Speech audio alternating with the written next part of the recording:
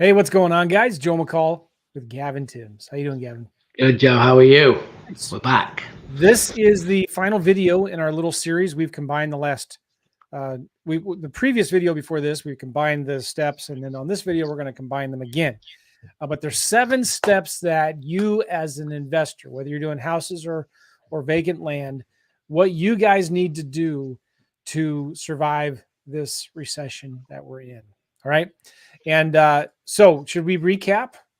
You say yes. First of all, you can get everything we're talking about here in a free PDF that we did. It's a 9-page report summary at www.reiproof.com/7steps. www.reiproof.com/7steps. Go check that out. The first step we talked about, if you remember, was find your buyers first. Like, you should be doing that anyways, no matter if we're in a recession or not, but it's especially important now. Step number 2 was lowering your offers. Talked about number 3, creative financing, giving sellers options. And then we talked about selling your deals with financing already in place, offering incentives to your buyers. And today we're going to be talking about knowing your numbers.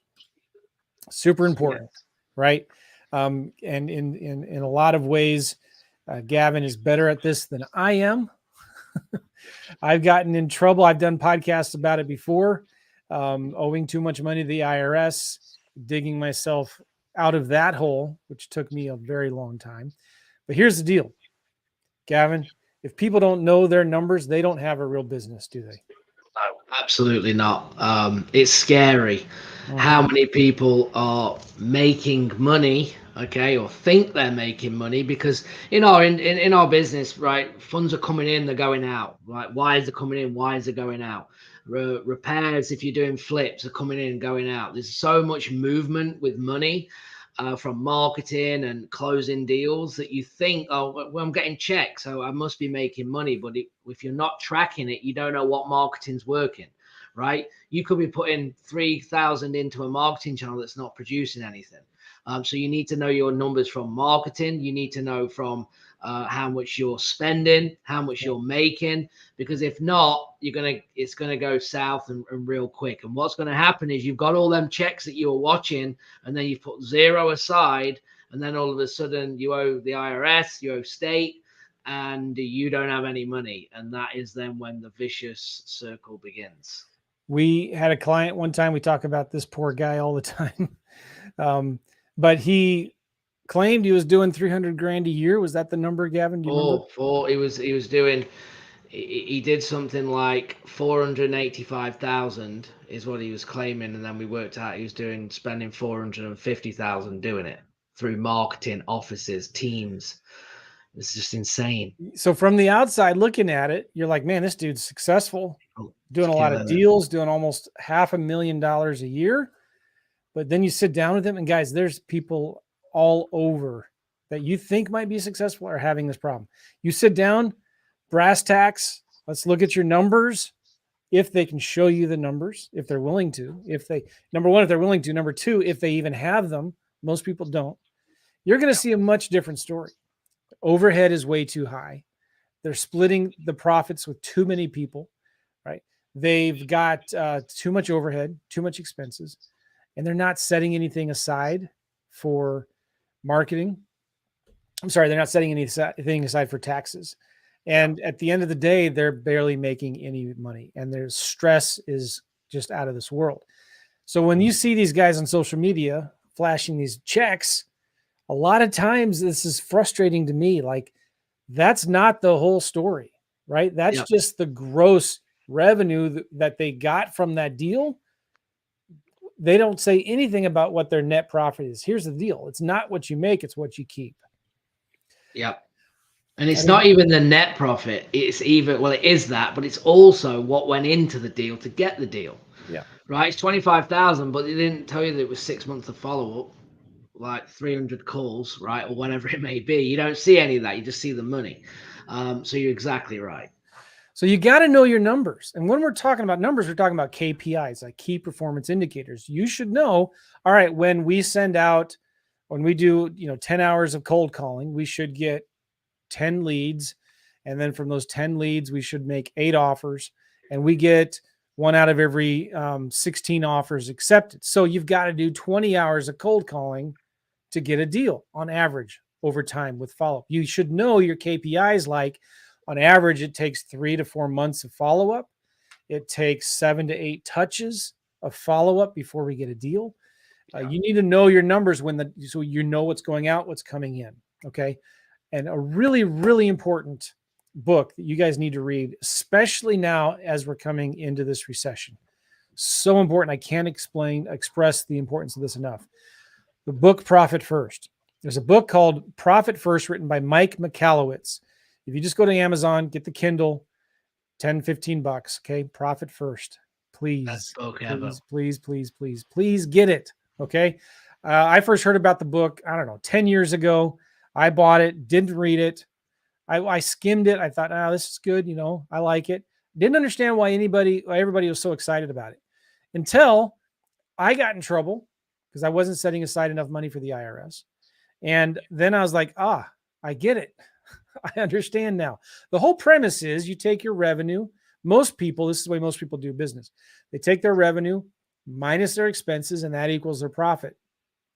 The problem with that is it's a wrong way to do it. You need to take your revenue minus your profit. That equals your expenses. And when you do that, your business will always be profitable. Okay. So for an example, when $1 comes in, you should take out 10 cents for you as profit, take out another 10, 15 cents, 15, 20 cents for taxes. You got to pay the IRS. Then take out 10, 15% for your own salary, your own income, right? Because you got to feed yourself first and your family. Then what do you have left? Maybe 50 cents of that dollar goes towards overhead, goes towards expenses. And when you reverse this process, your business will always be profitable. You'll always be making money. And so many people don't do that. We're just checkbook accountants, right? We don't have a bookkeeper, we don't have accountants, and you don't know what's coming in. If you look at your checking account, you got 20 grand in there. You're like, oh, great, I got 20 grand. And you go spend 15 on marketing. And then okay, well, I got enough next week for the overhead. But then all of a sudden, the leads maybe are coming in slow. Maybe the campaign's not working as well as you thought. All of a sudden, now you're faced with bills and you're freaking out. Yeah. So just read the book, Profit First. And here, let me say one more thing. It's going to be really important. If this recession keeps on getting worse, and I think it will, you need to benchmark your business, and you need to say, all right, well, this is how much we need every month to, what's the word I'm looking for? Crack the nut, right? Like, we need to stay ahead. Yes. So we need to make 30 grand a month. Okay. To pay all the overhead, salaries, and all of that stuff. Right. Well, what's going to happen if the market slows down and you only make 20 grand 1 month? Okay. Well, you have a 10 grand difference there. Well, maybe you have some savings or something like that. You can pay for that.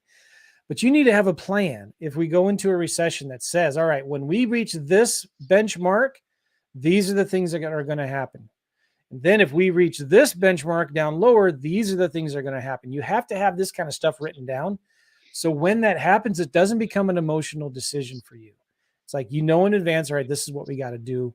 Let's do it.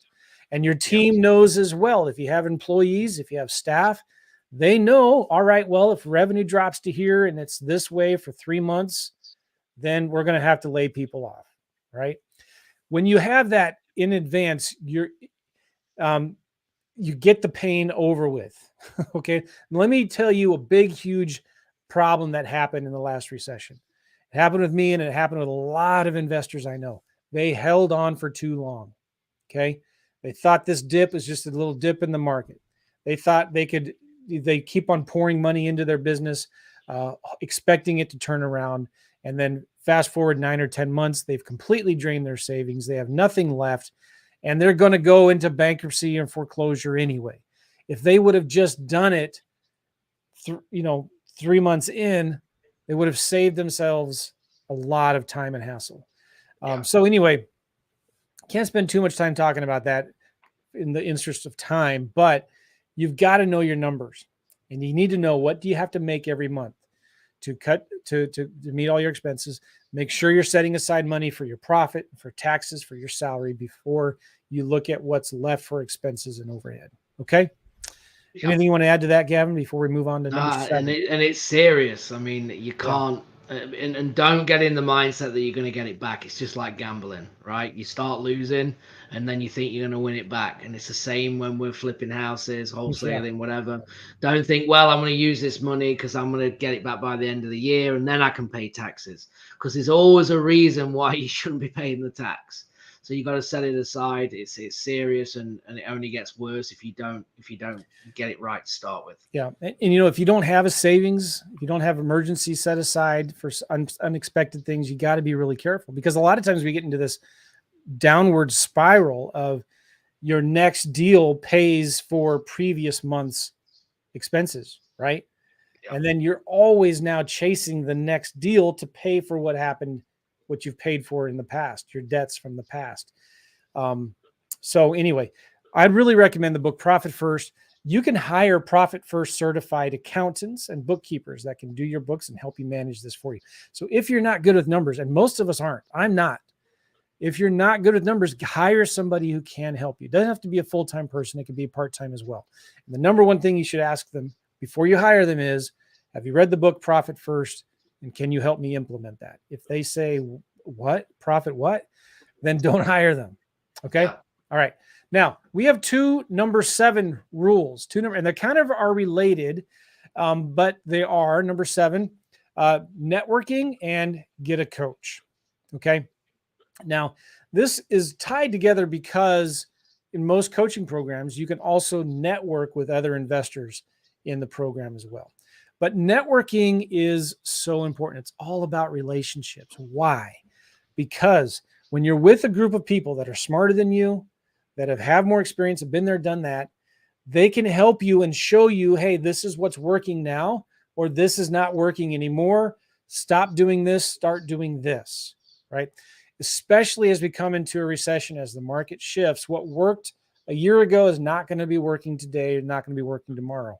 Wealth doesn't disappear, it just transfers, right? So the cheese is moving, and sometimes we're so deep in the weeds, we can't see it ourselves.